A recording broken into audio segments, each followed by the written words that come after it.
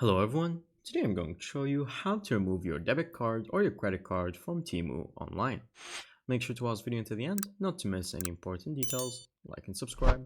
So as you can see, currently right here, we're on Temu main page.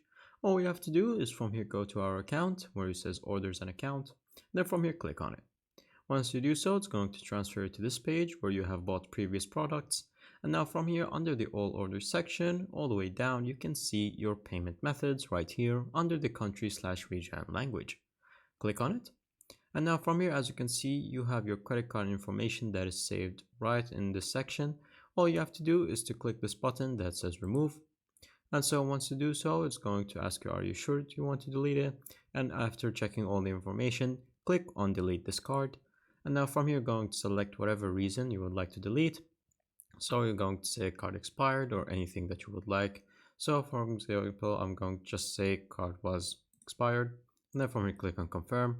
And there you go, it's done. Thank you guys for watching. See you next time. Bye bye.